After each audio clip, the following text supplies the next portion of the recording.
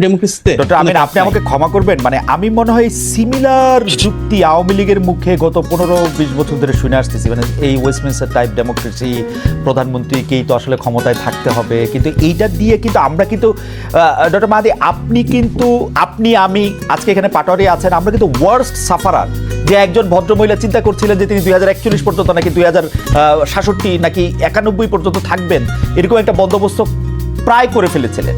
পার্টির supreme leader 2 term prime minister থাকবেন, পরে অন্যদেরকে ছেড়ে দিবেন, একটা পর্যায়ে আমরা ওয়েস্টমিনস্টার ডেমোক্রেসির মতো একটা ম্যাচিউর ডেমোক্রেসিতে যাব, তখন নাইলে পার্টির লিডার আরও 30 বছর থাকলেন। কিন্তু এখন তো আসলে কারো পক্ষে যাতে এককভাবে ক্ষমতাটা না নিয়ে, বা মানে আপনি আমার চেয়ে এটা ভালো জানেন যে মানে সে একলা যেন না থাকে, সেইটার ব্যবস্থায় তো আমরা চাইতেছিলাম, তাই না? আপনি এখানে খুব গুরুত্বপূর্ণ একটা শব্দ বলেছেন, এখন। হ্যাঁ, যে বন্দোবস্ত এটাতে এখন বা তখনকার না, কারণ আপনারা বলছেন 2 টার্মের বেশি। যদি ডিসেম্বরে ইলেকশন হয়, তারপর 2 টার্ম মানে আমরা 2035 সালে চলে যাচ্ছি, তারপর আরো একটা টার্ম, তারপর আরো একটা টার্ম, 2040 সালের পরে কি ঘটনা ঘটবে সেটা নিয়ে আমরা এখন কথা বলছি। তার মানে যা কিছু আমরা চিন্তা করি না কেন, এটা কিন্তু ক্ষণস্থায়ী না। একটা দেশের রাষ্ট্র কাঠামো পরিবর্তন হতে হবে দীর্ঘস্থায়ী, সেটা হতে হবে টেকসই। এবং আপনাকে আমি একটা প্রশ্ন ছুড়ে দিই, বাংলাদেশে 2বারের বেশি প্রধানমন্ত্রী কেউ হবেন না, সেটা পরপর হোক অথবা একটানা হোক। সবার আগে কে বলেছেন? আপনারা বলেছেন। সবার আগে কে বলেছেন? আপনারা বলেছিলেন। সবার আগে আমরা বলেছি। হ্যাঁ, কারণ হচ্ছে যে এখন আপনাদের নির্বাচনের প্রস্তুতি নাই, তাই আপনারা এটা নিয়ে তালবাহানা করছেন। আপনারাও চান যে 2বার এসে প্রধানমন্ত্রী না হইতে, এটা আমি একদম শিওর। আপনাদের নির্বাচনের কোনো প্রস্তুতি নাই, আপনারা এই সরকারকে আরেকটু ফেইল্ড দেখতে চান, নিজেদের ঘর একটু গুছাইতে চান, মুখে মুখে বলেন বটে, কিন্তু আমার ধারণা বিএনপি 2 বছর পরে নির্বাচন চায়, এবং দায়টা দিবে হচ্ছে নাসিরউদ্দিন পাটোয়ারি সাহেবদের ঘাড়ে। দেখুন, গণতন্ত্রের সৌন্দর্য তো ভিন্নমত পোষণ করা, সেই ভিন্নমতটা আপনি পোষণ করছেন, তবে বাস্তবতা হচ্ছে যত দ্রুত নির্বাচন হবে, বাংলাদেশে যদি একটা মাত্র রাজনৈতিক দল থাকে তাদের সর্বোচ্চ প্রিপারেশন রয়েছে, সেটা বিএনপি। আমরা যদি দেখি বাংলাদেশে একটা মাত্র রাজনৈতিক দল যাদের টোটাল পলিসি প্রপোজাল রয়েছে, আমরা রাষ্ট্র কাঠামোটাকে কিভাবে ঢেলে সাজাবো, আমরা গণমানুষের উন্নয়ন কিভাবে করব, আমরা কর্মসংস্থান সৃষ্টি কিভাবে করব, শিক্ষা এবং স্বাস্থ্যের অধিকার কিভাবে নিশ্চিত করব, সর্বজনীন স্বাস্থ্য এবং শিক্ষার মাধ্যমে বাংলাদেশের প্রতিটি তৃণমূল এবং প্রান্তিক পর্যায়ের মানুষকে আমরা কিভাবে সামাজিক মূল্যবোধের মাধ্যমে মানবিক মর্যাদা ফিরিয়ে দিব, আমরা কিভাবে দ্রব্যমূল্য নিয়ন্ত্রণ করব, কৃষক শ্রমিক মজুরদের জন্য তাদের প্রাপ্য যে অর্থায়ন, প্রাপ্য যে মজুরি, সেটা নিশ্চিত করবো। বাংলাদেশে বিএনপি একমাত্র রাজনৈতিক দল যার সেই পলিসি প্রোডাক্টটুকু রয়েছে। সুতরাং নির্বাচনের জন্য আমরা অন্য যে কোনো দলের চাইতে সবচাইতে বেশি প্রস্তুত।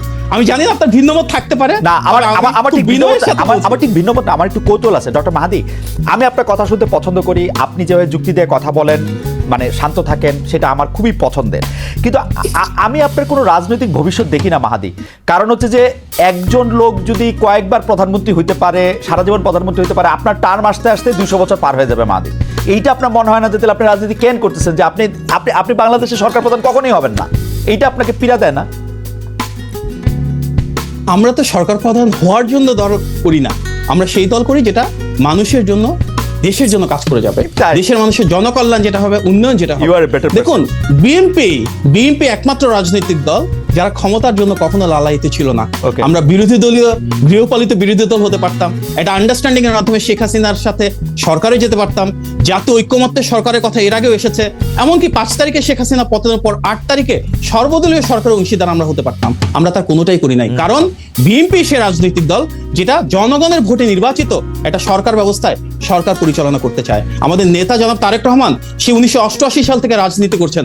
গত 37 বছরে উনি চাইলে অনেক কিছু হতে পারতেন, এমপি মন্ত্রী উপদেষ্টা কখনোই কিছু হন নাই। ক্ষমতার জন্য আমরা লালায়িত না। তারেক সাহেবের জন্য মন্ত্রী উপদেষ্টা এগুলি ভালো পদ নাকি?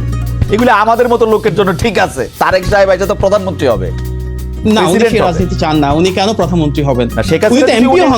যদি উনাকে বলতো যে আপনি প্রধানমন্ত্রী হন, তাহলে কিন্তু হইতো মনে হয় না, তাহলে উনি হতেন না। জনগণের ভোটের অধিকার প্রতিষ্ঠা ছাড়া উনি কখনোই হতেন না। এবার আমি এই প্রশ্নটা একটু শেষ করে আবার একটু জনাব নাসিরউদ্দিন পাটোয়ারির কাছে যেতে চাই।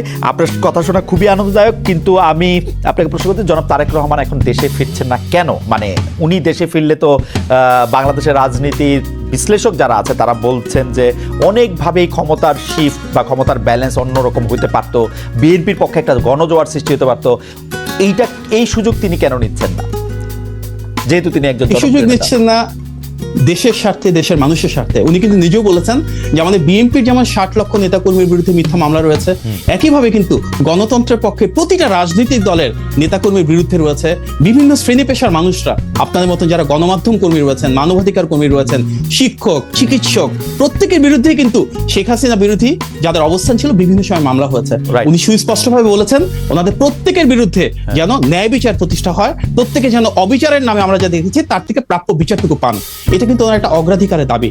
আমরা চাই উনি শুধু জনাব তারেক রহমান মুক্ত হয়ে সবার মামলা উঠে গেলে জনাব তারেক রহমান দেশে ফিরবেন, এটা ওনার একটা অগ্রাধিকার অবশ্যই। মানে সবার মামলা উঠে গেলে সবাইকে ন্যায় বিচারে উঠবে না তো?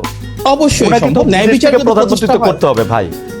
না, উনি কেন বিদেশ থেকে প্রধানমন্ত্রিত্ব করবেন? আমরা সবসময় বলে এসেছি কি এই অন্তর্বর্তী সরকারের মূল ম্যান্ডেটটা হচ্ছে একটা অবাধ, সুষ্ঠু এবং গ্রহণযোগ্য নির্বাচন আয়োজনের পাশাপাশি বিচার বিভাগ, জনপ্রশাসন এবং আইন শৃঙ্খলা বাহিনীর সংস্কারটুকু করা। যদি বিচার বিভাগের সংস্কার ঠিক মতো হতো, গত 8 মাসেই কিন্তু আমরা দৃশ্যমান ভাবে অনেক মানুষকে এসব অবিচার থেকে মুক্ত অবস্থায় দেখতে পেতাম। কোর্টের জন্য দাঁড়ে দাঁড়ে ঘুরতে হতো না মিথ্যা মামলার জন্য। আমরা দেখেছি মিথ্যা, গায়েবী, জালিয়াতির মামলা, সেগুলো থেকে তো অবশ্যই মানুষের নিস্তার পেতে হবে। বিচার বিভাগের সংস্কারটা একটা জরুরি আছে, কারণ তারেক সাহেবের সব মামলা উঠে যাচ্ছে, তার নেতা কর্মীদের মামলা উঠতেছে না, এটা তো নিশ্চয়ই একটা ভালো জিনিস হচ্ছে না। আপনি নিশ্চয়ই এটার জন্য বারবার পুশ করছেন। জনাব তারেক রহমানের সব মামলা উঠে গেছে, কিন্তু ইন অ্যাবসেন্সিয়া মামলা উঠা এপিলে কিন্তু একটা মানে আমি জানি না, মানে আমি যতটুকু আইন কানুন বুঝি আর কি। আমি আবার আসবো আপনার কাছে। ডক্টর মাহাদি, আপনাকে অনেক ধন্যবাদ। আমি কি এটার উত্তরটা একটু দিয়ে দিতে পারি? জি দেন। আমরা দেখেছি তারেক রহমানের বিরুদ্ধে গত 16 বছরেও আওয়ামী লীগ অনেক প্রোপাগান্ডা ক্যাম্পেইন চালানোর পর একটা তথ্য প্রমাণ উপাত্ত তৈরি করতে পারে নাই।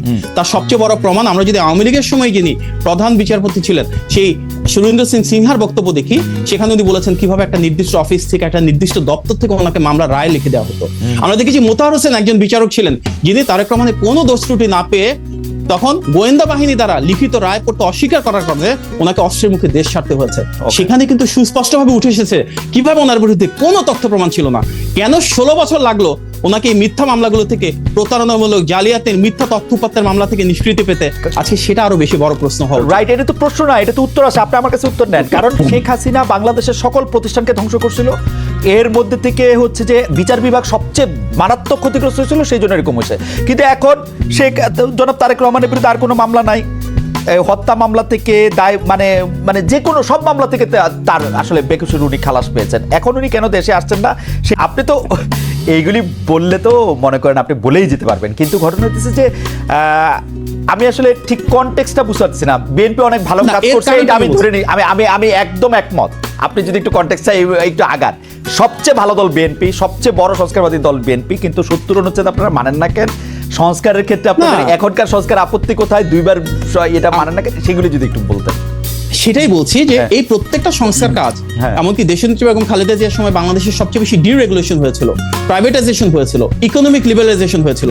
এই সংস্কার কাজগুলো কেন সফল হয়েছিল? কারণ এই প্রত্যেকটা সংস্কার কাজ জনগণের ম্যান্ডেট নিয়ে নির্বাচিত সরকার করেছিল। তো বাংলাদেশের ইতিহাসে বড় বড় সংস্কারগুলো বিএনপি করতে পেরেছিল কারণ জনগণের সম্পৃক্ততা ছিল, জনগণের সমর্থন ছিল। আমরা যখনই সংস্কার এবং নির্বাচনকে মুখোমুখি দাঁড় করাবো, এটা কিন্তু উদ্দেশ্যে প্রণোদিত। সংস্কার এবং নির্বাচন দুটোই চলমান প্রক্রিয়া, এটা কোনোটার সাথে কোনোটা সাংঘর্ষিক না, সম্পর্ক একটা জায়গায়। সেটা হচ্ছে একটা নির্বাচিত সরকার জনগণের দ্বারা ক্ষমতায়িত হয়ে জনগণের ম্যান্ডেট নিয়ে সেই সংস্কারগুলো বাস্তবায়ন করবে। আমাদের ইতিহাস এবং ঐতিহ্যের কথা এ কারণেই বলছি, আজকে আমরা যে বাংলাদেশে আছি, স্বাধীনতা, সার্বভৌমত্ব, জাতীয়তাবাদ, এই প্রত্যেকটার ভিত্তি কিন্তু বিএনপি জনসম্পৃক্ত পূর্ববর্তী সরকার দ্বারা প্রতিষ্ঠিত হয়েছিল। সেই ধারাবাহিকতায় আজকের বাংলাদেশেও আমরা মনে করি সংস্কারের প্রধান প্রস্তাবক আমরা। আপনি আর্টিকেল 70 কথা বলছেন, মানে আপনারা প্রস্তাবক, আপনারা এসেই করবেন, অন্য কেউ করলে আপনারা মানবেন না, তাই তো? জনগণ মানে কি? বিএনপি তো জনগণ। এখন যদি এনসিপি মানে, জামাত ইসলামী মানে, বিএনপি তো জনগণ, আর আওয়ামী লীগ বাদ রইলো। আওয়ামী লীগের তার আমরা নিচ্ছি না খেলায়। আমরা যারাই জনগণের ভোটে নির্বাচিত হয়ে আসবেন, আমরা শতভাগ সমর্থন তাদেরকে দিব। তবে অবশ্যই জনগণের ভোটে নির্বাচিত হয়েছে, মানে তার আগে জনগণের ভোটের আগে আপনারা এটা মানবেন না, তাই তো? না, মানবো না কথাটা তা না। মানবো না কেন? বলতেছেন তো মানবেন না। আপনারা তো ওই যে সংস্কারের ক্ষেত্রে খুব ইন্টারেস্টিং, আমি দেখতেছিলাম। আমার ধারণা ছিল যে সংস্কারগুলি নিয়ে আপনাদের সাথে এনসিপির ধরেন এনসিপির সাথে আপনাদের বা জামাতের সাথে আপনাদের যেগুলি নিয়ে আপনাদের মতদ্বৈত হচ্ছে, আপনাদের 31 দফা পরে আমার ধারণা ছিল যে এইগুলির ব্যাপারে আপনারা আরো বেশি করে রাজি হবেন। জীবনে 2বারের বেশি প্রধানমন্ত্রী না হওয়া, রাষ্ট্রপতি প্রধানমন্ত্রী সংসদের ব্যাপার 4 বছর নির্ধারণের সুপারিশ করা, উচ্চকক্ষের 100 সদস্য নির্বাচিত হবেন মানে দলগুলির সারা দেশে প্রাপ্ত ভোটের অনুপাতে, এইটার মানে নারী প্রার্থী নির্বাচনের ক্ষেত্রে এটার মধ্যে আমার আপত্তি আছে। নারী প্রার্থীর ক্ষেত্রে শুধু নারী প্রার্থী দিতে হবে, এই মানে ডাইরেক্ট ভোটের ক্ষেত্রে এইটা আমি আপত্তি করতেই পারি। কিন্তু এই যে ফান্ডামেন্টাল কয়েকটা জিনিস 70 অনুচ্ছেদ, এগুলির ব্যাপারে আপনারা মানে আপত্তি জানাবেন, এটা আমরা মানে আমি একটু দফা পইরা এটা বুঝি নাই।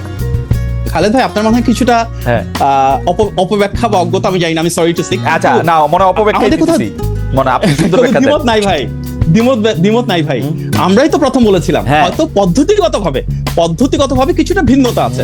এই ভিন্নতা মানে আমরা চাচ্ছি জিনিসটা কিন্তু তা না। কারণ আমাদের যে 31 দফা আজকে বাংলাদেশে প্রতিটি প্রস্তাবনা সে 31 দফা থেকে কিন্তু অনুসারিত হয়েছে, তার উপর ভিত্তি করে করা হয়েছে। হতে পারে এখানে মেথডিক্যাল কিছু মাইনর ডিফারেন্স রয়েছে, কারণ আমরা সেভাবে প্রস্তাবনাগুলো দিয়েছি যেটা টেকসই হয়, যেটা সত্যিকার অর্থে বাস্তবতা সমৃদ্ধ হয়। এমন কোনো কিছু কিন্তু রাষ্ট্র পরিচালনা হওয়া উচিত না যেটা পৃথিবীর কোথাও হয় নাই, যেটা চেক অ্যান্ড ব্যালেন্সে ট্রায়াল হবে। একটা দেশের রাষ্ট্র পরিচালনা নিয়ে কিন্তু ট্রায়াল অ্যান্ড এরর করা ঠিক না।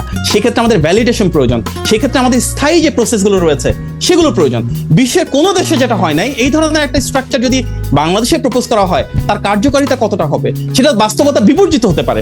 এই কারণেই কিন্তু আমরা চাই সংস্কারের সাথে গুরুত্বপূর্ণ একটা জিনিস, এটা বাস্তবতা সম্পন্ন হতে হবে, এটা টেকসই হতে হবে, এবং অবশ্যই এটা জনগণের ম্যান্ডেটের মাধ্যমে আসতে হবে। ওকে, এমনিতে আমার মনে হয় যে আপনার বক্তব্য পরিষ্কার, কারণ আমি যতবারই বলি আপনি আপনার বক্তব্যে একদমই মানে আপনার বক্তব্যের পক্ষে আপনি যুক্তি দিচ্ছেন যে আসলে এটা বাস্তবতা বিবর্তিত কিনা।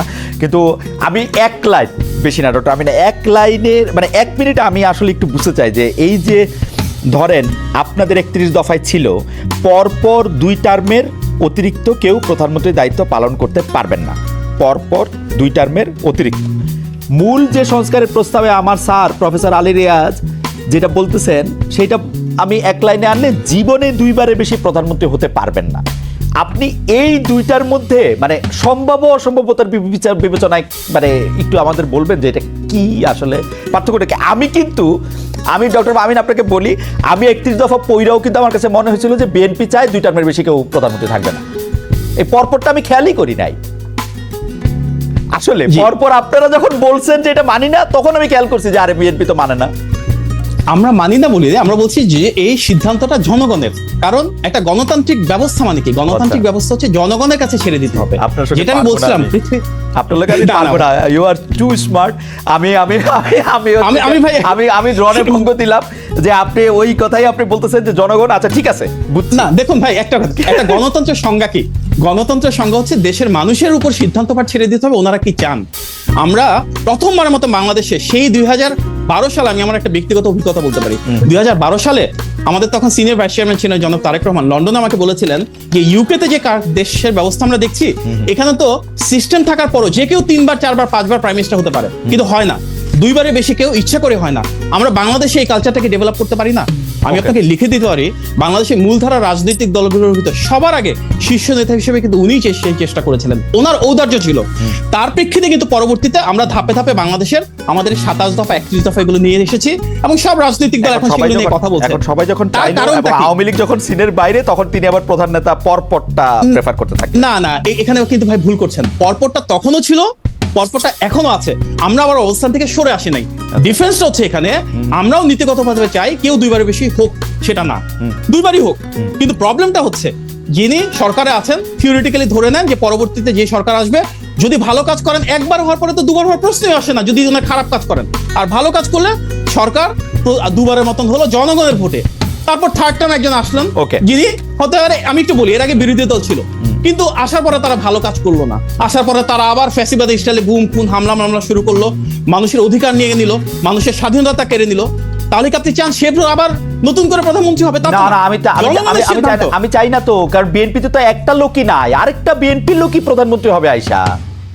আমি হ্যাঁ, বুঝলাম হতে না, পারে। এটা তো বলা হয় না আমরা যে এক পর দুইবার এক দল হইতে পারবে না, এটা না, তো আমরা বলা কি- নাই। আমরা কি- বিএনপি আমরা তো কি একজন কখনো- লোক নাই, বিএনপি তো হাজার হাজার লোক আছে। না, এই যে তার মানে কি, তার মানে আপনারা সংস্কারের আর্গুমেন্টটা করছেন নেক্সট গভর্নমেন্ট ধরে, যে নেক্সট গভর্নমেন্ট বিএনপি হবে, বিএনপি কে আটকাও। এই কালচার না না, এটা বিএনপি আটকানো না তো, বিএনপি আটকানো না। ডক্টর মাহাদি, আপনি ভুল বুঝতেছেন। বিএনপি 50 বছর ক্ষমতায় থাক, 10 না, BNP তো 50 আলাদা বছর আলাদা থাকতে 10 চায় না। জন আলাদা আলাদা লোক থাক, এটা আমার চাওয়া।